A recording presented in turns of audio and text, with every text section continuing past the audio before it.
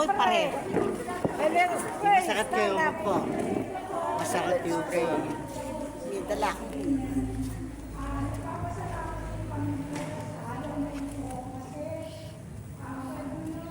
Yan ang meron kong pangalan yan. Oo.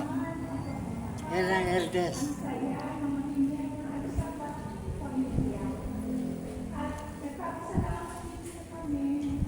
Teka, nagdadasal pala eh. Oo. Tayo tayo. Mahirap mo tumayo.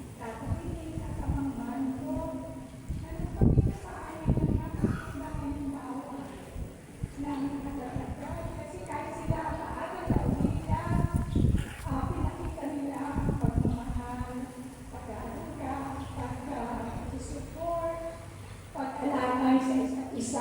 Sana po pa rin maipakita namin sa isa't isa hanggang ngayon at maibigay na halimbawa sa aming mga anak at mga apo. At pinagdarasal din po namin ang patutuwa ni Carlos at saka ni Catherine na at kahit po wala na sila, nagpapasalamat po kami kayo na din pati sila ng aming buhay.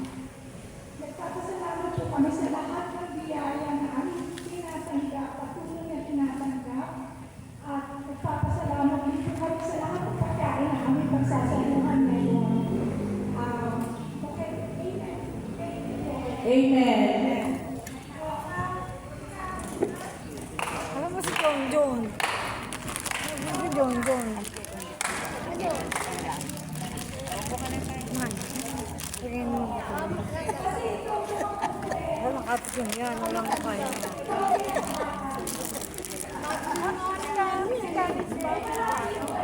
Hindi nag-birthday. Wala na ka ng aso. Ang siya. Natuloy lang yan. Nanay na pala yung pampay-pay eh. Ay, si John John, ang MC. Good morning sa ating lahat. Yeah, response. Salamat sa response. Hello. Hello, everybody. Ang sabihin ko. Tayo ngayon ay nagtipon-tipon at sa taunan. Sana taunan na. Para kasi mauli. Maulit-ulit lagi yung mga Ramses. Siyempre, lahat ng Ramos hanggang umiyakon sa tuhon.